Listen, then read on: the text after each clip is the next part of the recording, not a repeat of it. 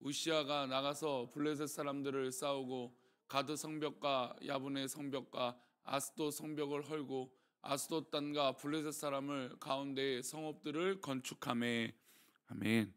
네, 기도하겠습니다.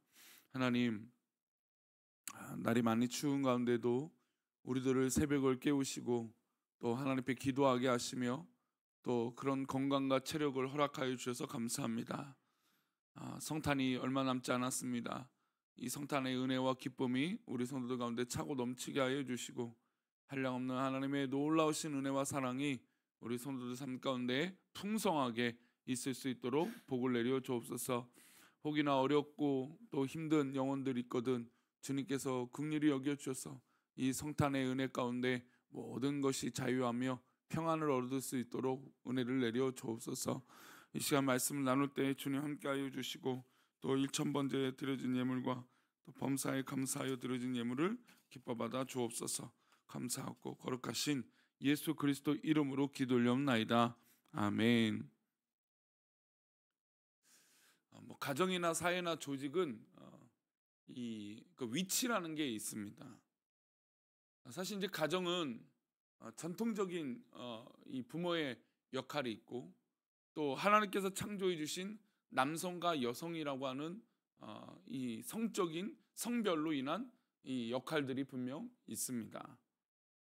물론 인간에게 평등과 어떤 균등한 기회는 남녀노소를 막론하고 균등하게 주어져야겠죠.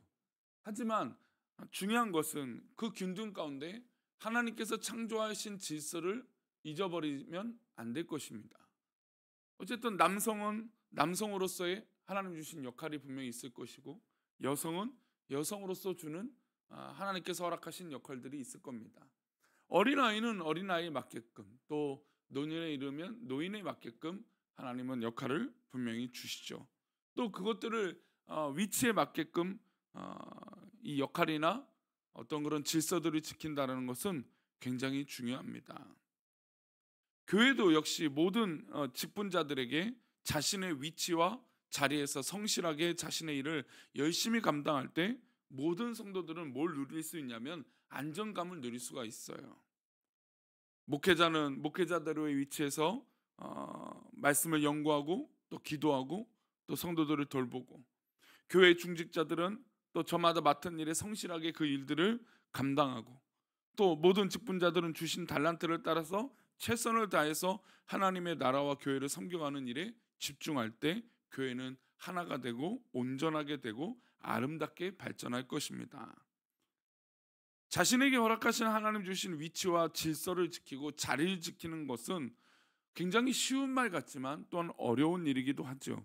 왜냐하면 사람은 쉬이 교만해질 수 있기 때문입니다.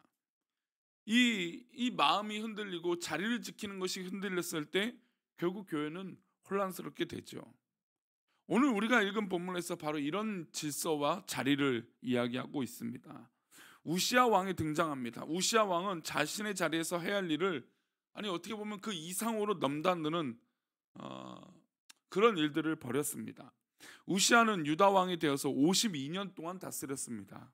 유다 왕 역사 가운데 오랫동안 다스리는 왕 중에 한 명이었죠. 우시아 시대는 강력한 국력 또 정치력, 군사력을 뽐내고 있었습니다. 우리 6절 말씀을 볼까요? 함께 읽겠습니다. 우시아가 나가서 블레셋 사람들과 싸우고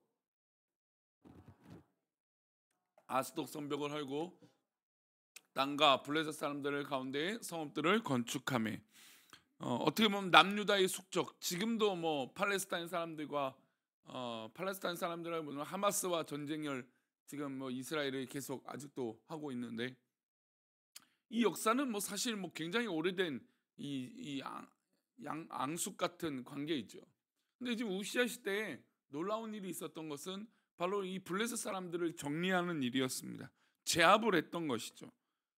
블레셋은 수백 년 이상 유다를 힘들게 했던 민족이었습니다.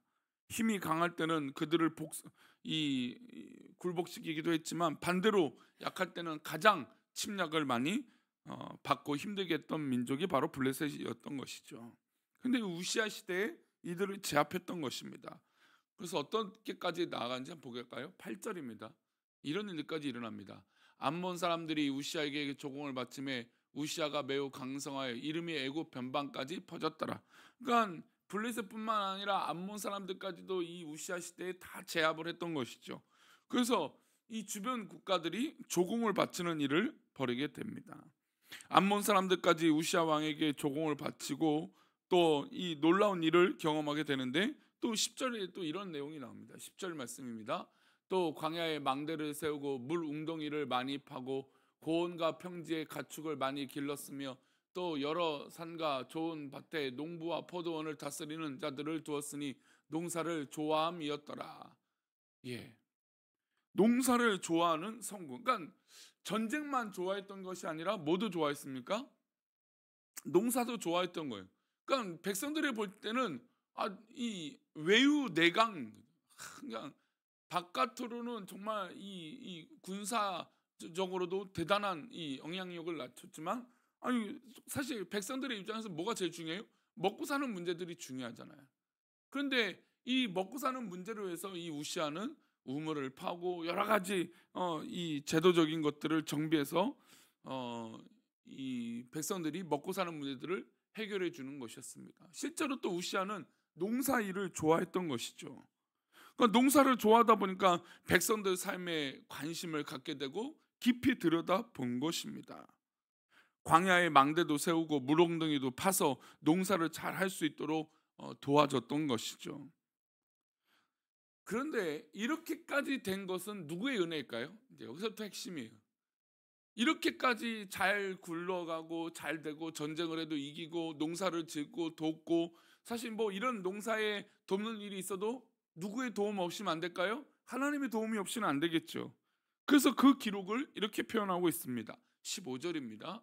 또 예루살렘에서 재주 있는 사람들에게 무기를 고안하게 하여 망대와 성곽 위에 두어 화살과 큰 돌을 쏘고 던지게 하였으니 그의 이름이 멀리 퍼짐은 기이한 도우심을 얻어 강성하여짐이었더라.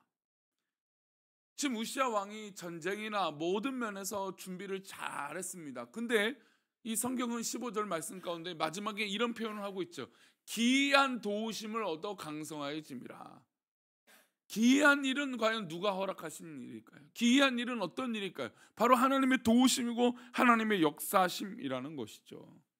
우시아가 이렇게 강성한 국가가 이루고 남유다가 이렇게 굳건한 나라가 되어지고 또 전쟁뿐만 아니라 이 내적으로도 강한 나라가 됐던 이유 중에 하나는 바로 하나님의 기이한 손길이 있었기 때문이죠. 우리의 삶 가운데 하나님의 이 기이한 손길이 없이는 우리가 서 있을 때 오히려 더 조심해야 되는 것이죠. 우리가 직분자가 되고 또 하나님의 일들을 감당한다는 건 하나님의 도우심이 아니고는 있을 수 없어요.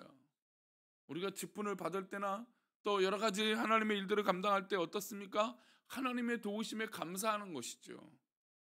가끔 어떤 분들은 당연히 직분을 얻게 되고 당연히 뭐 시간이 흐르면 어떤 직분을 받는 것이 당연하다고 생각하는데 그렇지 않습니다. 지금 우리 한국 교회는 이 직분에 대한 의식들이 많이 사실 약해진 건 사실이에요. 그러나 하나님의 도우심 아니고서는 어떻게 그 직분을 감당하고 직분을 받을 수 있겠습니까? 고귀한 이 하나님의 일들을 감당하는 것이죠. 그러니 하나님의 직분을 받는 데 있어서 얼마나 다 이 감사하고 감격하고 또 하나님 앞에 내가 순종하겠습니다 라고 하지 않습니까? 근데 어느 일정한 시간이 지나면 이 하나님의 기이한 손길을 잃어버리고 잊어버린다는 겁니다. 서론에 말씀드린 대로 자리를 지킨다는 건 굉장히 중요하다고 했어요. 자리를 지킬 때가 안전하다라고 했죠. 그러나 직분을 받고 또 하나님께서 부르심을 받았을 때 그때는 하나님의 기이한 손길과 그 놀라운 손길에 감사하고 감격했던 사람들이 어느 순간 내가 그 일들을 할 수 있다라고 하는 인간적인 교만에 빠져서 그 자리를 잊어버리고 하나님 주신 그 은혜를 잃어버릴 때가 있다는 것이죠. 왕은 모든 것을 마음대로 할 수 있었습니다. 그런데 이제 점차 이 문제가 일어나는데 왕이 할 수 없는 영역이 있었어요. 바로 그것은 제사장의 역할이었습니다. 오히려 제사장이 왕에게 충고합니다. 하나님이 당신에게 이렇게 하라고 하십니다. 하나님이 이것을 원하십니다. 이렇게 말합니다. 근데 왕이 되고 초심을 가졌을 때는 순종을 하죠. 그러나 시간이 갈수록 마음이 불편합니다. 내가 왕인데, 내가 이렇게 강성한 국가를 이뤘는데 어떻게 저 제사장이 나에게 저럴 수 있는 것인가? 왕은 직접 하나님께 분향하고 하나님께 나아가 보겠다라고 하는 마음을 가져요. 나도 제사장의 역할을 할 수 있지. 하나님께 직접 여쭤보기로 작정했습니다. 그래서 결국 해서는 안 될 일을 하는 것이죠. 16절입니다. 그가 강성하여짐에 그의 마음이 교만하여 악을 행하여 그의 하나님 여호와께 범죄하되 곧 여호와의 성전에 들어가서 향단에 분향하려 한지라. 그가 강성하여짐에, 그러니까 우리 한국 사회가 강한 나라가 되고 있는데 뭔가 불편한 현상들이 일어나는 것은 하나님 앞에 교만한 모습들이 있기 때문인 것이죠. 우리는 이 사실은 늘 명백한 순리예요.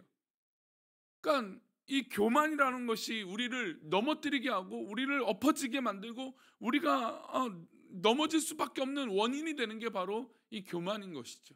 뿌리 깊숙하게 있었던 이 교만이 어느 순간 스물스물 올라와 나를 잠식하게 되고 나를 넘어뜨리게 되는 것이죠. 강성해졌습니다. 얼마나 좋은 일입니다. 그런데 그 마음이 어떻게 돼요? 강성해지니까 교만해집니다. 그리고 하나님께서 기뻐하시지 않는 짓을 하게 돼요. 이것은 제사장이 해야 될 일입니다. 구분된 일이었어요. 민수기 16장 40절에 보면 대제사장 아론의 자손들만 하나님에게 분향을 하도록 허락되어 있었습니다.